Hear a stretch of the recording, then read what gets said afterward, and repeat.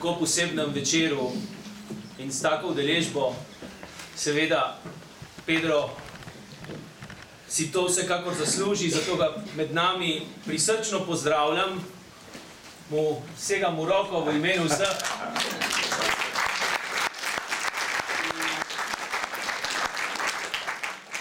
Dobro, pozdravljali smo pa ga že itak z močnim aplavzom.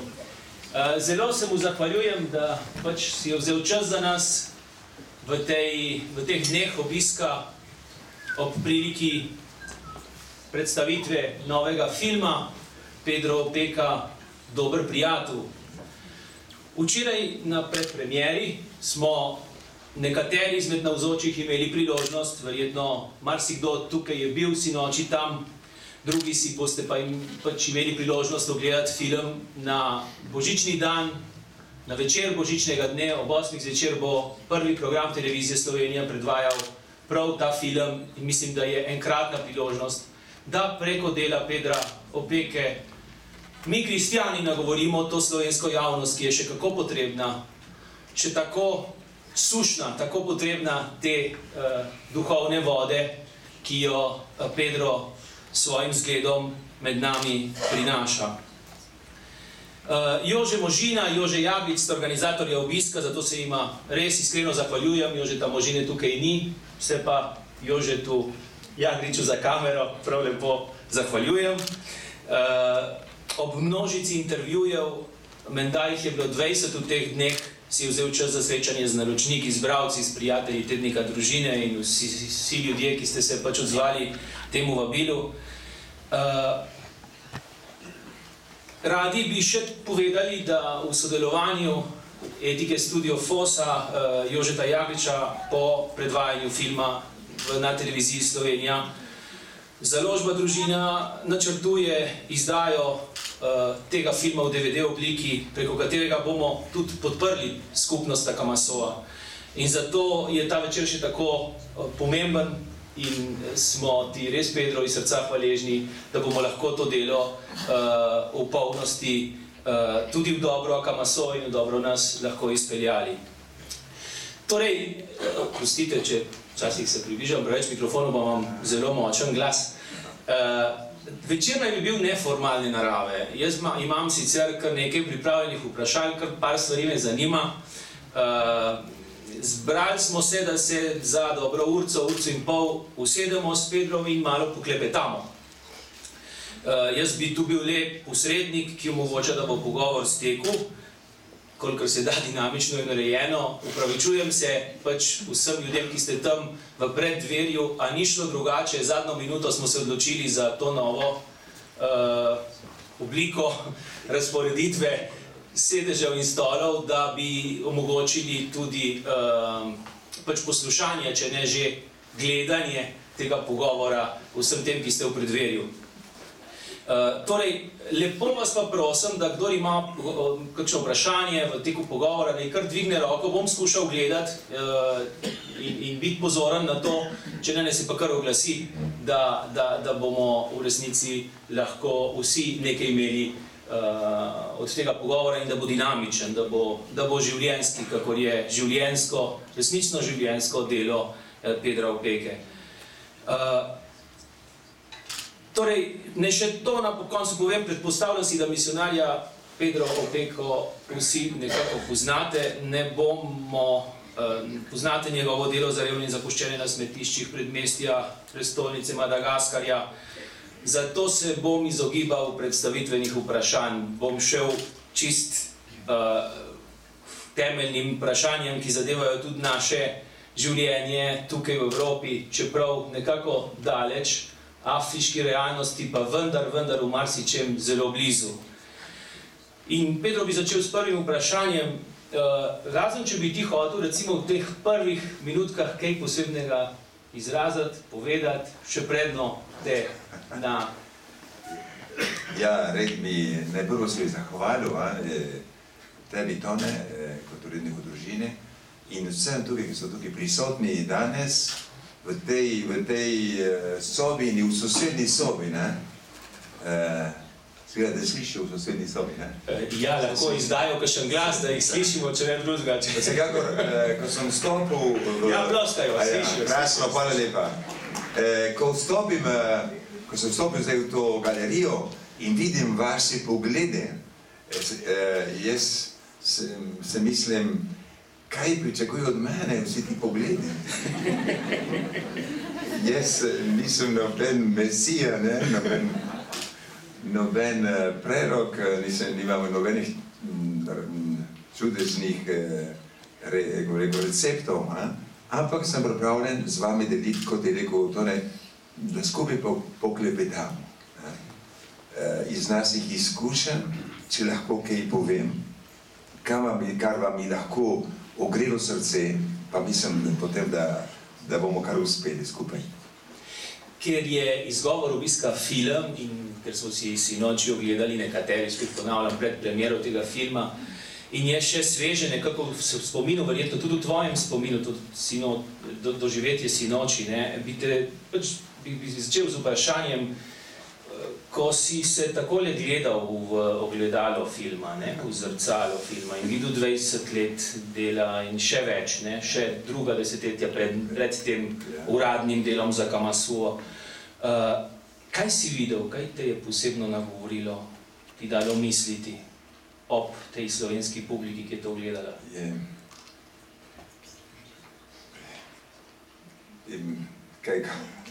Težko, ker je težko pridem ven iz tega sveta. Jaz sem vselej v tem svetu.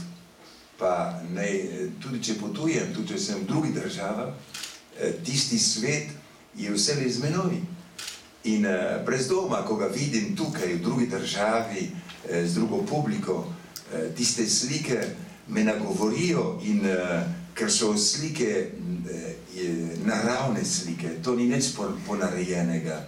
Jože Možina mi je sedil z Jožetom Jagričem, s kamero in so bili tako, rekel, naravni tudi oni in nikjer nobene vsiljivosti, a je treba tako narediti za kamero. Ne, tle je kamera, ni nam narekovala, kaj moramo narediti. Oni so me sledili in jaz sem govoril, kakor sem znal. In iskal besede, včasih iskal besede in se le našel na besedo. In se le našel, in v glavni je potem, ko vi vidite tisti drugi svet, ki je popolno druga civilizacija, druga kultura, in se vživeti v to kulturo, se vživeti v to civilizacijo in jaz moram misliti kot oni. In ko sem gledal to tukaj v Ljubljani, sem bil vesel, da danes tukaj v Sloveniji boste lahko na dolg način, ker je dolg film, lahko se ogledali, celovečerni film, se lahko ogledate ozadje vsega tega. Vse, kar pripovedujem, vse, kar govorim, slike, ki ste jih videli v raznih revijah, v družini tudi, zdaj lahko potem vidite ozadje, vse ozadje, kaj je ozadje z vsem tem besedami. Tako da včasih mi so tudi na joko, ker sem gledal, ker so močne slike in me spominjajo, koliko stvari smo z njimi preživeli in takrat ni bilo nobene kamere, razen Božje, ki vse posname.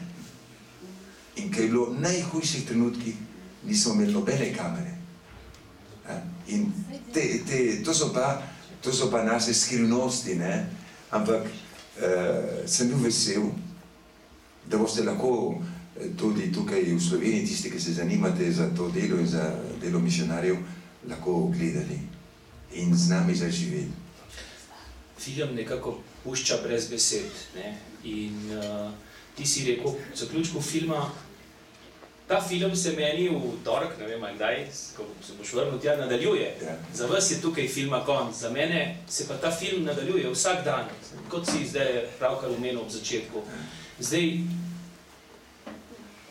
za nas, pa naj se tudi ta film ne bi nekako zaključil, kaj bi nam želel povedati, v čem bi morali mi morda se spremeniti po tem filmu, tisto sporočilo, ki misliš, da je najosnovnejše za to, da bi resnično postali malo drugačni?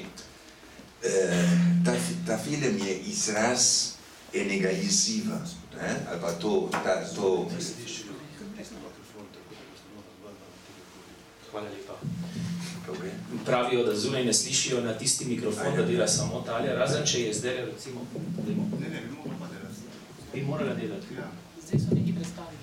Ja, prosim, slišite na oni strani. Slišite? Jasno. No, super, nadaljujemo. Kako je to škoda, da se ne vidimo, ne? Ja, kaj sem rekel? Ja, to je ta film je en odgovor enemu izzivu.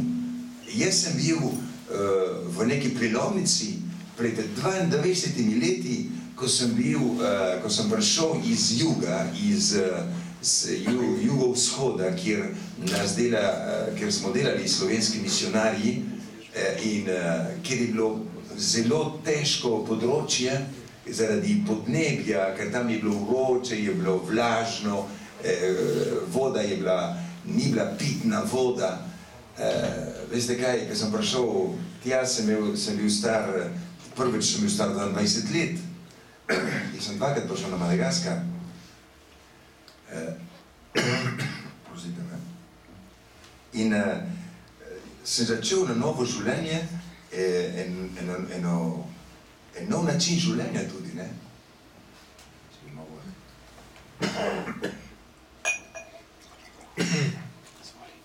Ja.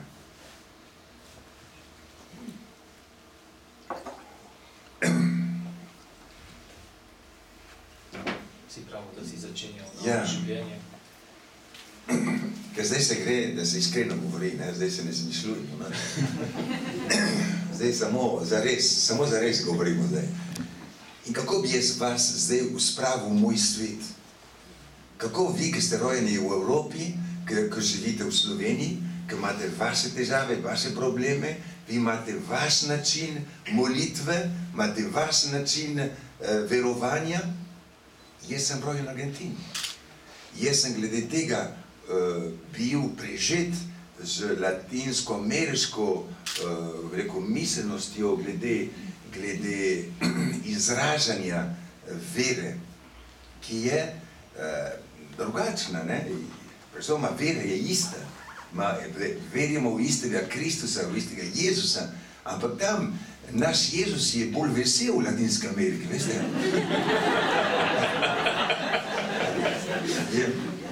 Je bolj odprt, je bolj prijazen. Tukaj je malo več mraza, zato tam nimamo te zime, ne? In to brez doma, da to vpliva. In brez doma, jaz sem bil na nek način, vplivala je v meni slovenska vzgoja v družini in vplivala je v meni tale argentinski način življenja, prijateljstva in življenja. In jaz sem veliko sprejel, jaz sem rekel v knjigi Bojevnika Demoče, jaz sem bil največji Argentinc v naši družini, ne. Prvi Argentinc, ki sem jaz kot fant, prvi fant sem zbežal, ne, sem se šel igrati z Argentinci nogomet, ne. Jaz vidim tukaj Margota Finka, ne, tu so naši najbližji sosedi Slovenci, ne, 100 metrov, naše dve družine, mi smo najbližji, ne. In jaz sem rekel, potem sem šel pa še ko sem šel v semenišče tudi v Lanús, kjer so bili slovenski lazaristi, potem, ko sem bil star 14 let, sem šel pa v Escobar, kjer so bili sami Argentinci. Sem bil sredi Argentincev cel čas in seveda sem se prevzel tistega duha, tistega veselja, tiste gorečnosti, tiste naivnosti tudi, ne? Idealizma, vsega tega, ne? In dobro, potem, ker sem jaz se odločil, da bom postal duhovnik, sem rekel, jaz bom duhovnik v Afriki ali v Aziji, ker v Argentini tisti čas je bilo, ko sem odhajal iz Argentine leta 1968, smo vsi bili mladi, ne? In 68. je bilo samo 3% Argentini revežev. 3%. In jaz sem rekel, teh 3% bodo že katoliški študenti vse to popravili, ne? To ne rode med njimi, ne? Ki za nami prihajajo. Marko, ne? In jaz sem rekel, jaz bom šel, ne da bi jaz uhajal, da bi rekel, jaz bi paracal kot eksotično za misionarje v Afriko, ker tam so zanimivi tile naši črni bratje. Ne, se je šlo res, da širimo Kristusov evangelije, ljubezen. To je bilo res ljubezen podlaga in bratstvo, ne, in solidarnost. In dobro, zaradi tega sem šel iz Argentine.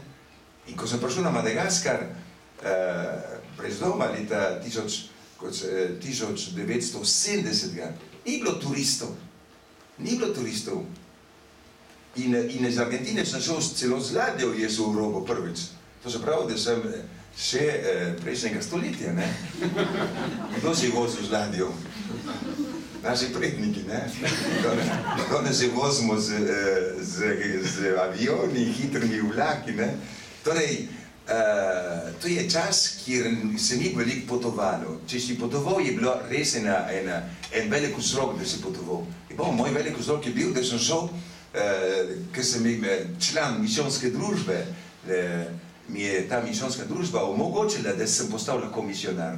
Med njimi gospod Klenček, ki je bil eden največjih, kako bi rekel, animatorjev, ki je spodbujal to misijonsko misel povsod, kjer je bil med Slovenci, gospod Klenček. In brez doma, da je on tudi me pomagal pri tem, da sem se odločil. In dobro, potem, ko sem rekel, sem pripravil, sem videl, da potrebujemo misionarje na Madagaskarju. Vsako gledam pa na Madagaskar. Ampak jaz sem mislil prvič v Biafro, ne vem, če se vi spomnite, Biafra si je ločila od Nigerije, tam so pobijali in ti ljudje so bili revni, treba tja je. Ali pa v Indijo tudi, ne? V Indiji v tistem času so umirali od lakote ljudje, ne? Hvala Bogu, danes ne več. Ampak to je bilo v moji misli. Potem sem pa videl napisal mojega predstojnika, prav potrebujejo pa prostovoljce, misionarje za Madagaskar, sem pa pojmo na Madagaskar. Sem pogledal, kje je. Nisem vedel, kje to je. In zdaj, ko gremo. In dobro, kot sem rekel, ko sem prvič tja prišel, sem se čutil res, da sem bil znova rojen. To so, da jaz sem, tako rečem, dvakrat rojen. Enkrat v Argentini, enkrat pa na Madagaskarju. In ker to je ena nova, tako vse novo, da se gotovo sem se spet znova rojen. Tako vse drugačno. In dobro, pridete v to državo, jaz nisem prenašal niti argentinsko, niti slovensko kulturo. Jaz sem prišel zaradi evangelija. In jaz sem videl druge misionarje, druge narodnosti. Ne bomo povedali, kakšne narodnosti, da ne bo kakšne zavisti. In jaz sem nekateri včasih videl, da so bolj govorili o navadah njihovih narodih, o navadah njihovih župnijah, tam, kjer so izhajali. Tega mi Slovenci nismo delali, saj na Madagaskarju ne. In ko smo bili, recimo pri Mizi, in so bili bratje Malgaši, smo smela skušali govoriti malgaško, ne pa slovensko ali pa francosko, da ne odnivi, francosko tudi oni razstopijo, ne. Ampak težko je govoriti, ko ste vi na Madagaskarju in vi govorite vaš jezik, recimo, da mi slovensko govorili, tam je bili pa 3 misionarji, 3 duhovniki Malgaši, mi tle pa 3 misionarji Slovenci, pa bi samo slovensko, ne bi rekel, kaj pa ti ljudje govorijo tukaj. In to je ena vljudnost, ki jo moramo spoštovati, to je samo vljudnost.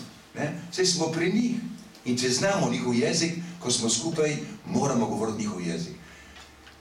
Dobro, in v tem smislu smo se skušali mi, slovenski misionarji, popolnoma živeti v to. Jaz sem prinašal iz Argentine to prednost, da sem šel k ljudem takoj. Drugi dan, ko sem prišel na Madagaskar, sem pisal, kje so moji bratje? In gremo gledati, kje so? In jaz sem šel kar v sosedno vas, čisto sam sem šel tja in sem rekel, kje so ljudje, kje so otroci, sem videl par otrok sredi vasi, sem šel k njih, da ga objamem, ko me otroci vidijo, začnejo kričati, jokati, začnejo bežati, matere pravijo, kaj je tukaj? Se je bilo vse mirno, kar naenkrat vse joka, kriči, matere prihajajo ven iz njihovih hišc, kolib in vidijo belega človeka sredi vasi, vsaka mama prime svojega otroka in zbežijo v gost, ki je v zdravem vasi. Jaz sem ostal sredi vasi sam. In jaz sem rekel, potem sem se pa jaz sam seboj menil, ne, mi rekel, en glas mi je rekel, kaj pa ti tukaj delaš? Jaz sem, ko sem prišel te ljudi objet, pa kdo te pa predstavil? Noben. In kdo te pa pozna? Noben. In kako si ti prišel tako, nisi več ti v Argentini tukaj, ti si zdaj v drugem narodu. Mi rekel, prva, zdaj te pa čim prej domov jeti, preden bodo prišli njihovi starši, s kakšnimi koli. Torej, moj prvi pohod, moja prva, ko bi rekel, salida, izhod, prvi... Aventura. Ne aventura, ne. Pristop, prvi pristop. Ja, no, pristop do njih, popolni poraz.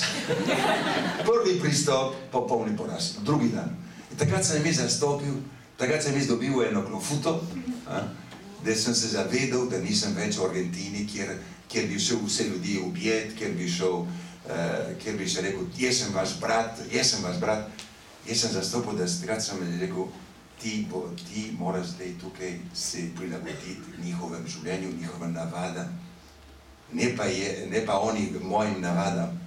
Torej, tako zdaj pojdi na misijo in tam čakaj, da te drugi povabijo. In da te drugi, nekdo domačin, pelji, te predstavi, to je nov misionar, da se tako imenuje in prihaja iz te dežele. Takrat sem zastopil, da je treba počasi, ko prijete v drugo državo, da morate spoštovati domače ljudi. To je bil prvi darc klofuto, ki sem dobil na Madagaskaru. In od takrat naprej sem pustil, da me oni vabijo. Potem sem pa tam delal in so videli, kaj delam, potem so pa oni prišli mene vprašati, a bi potem, ko sem ko nisem delal, sem malo nogomet igral na dvorišču,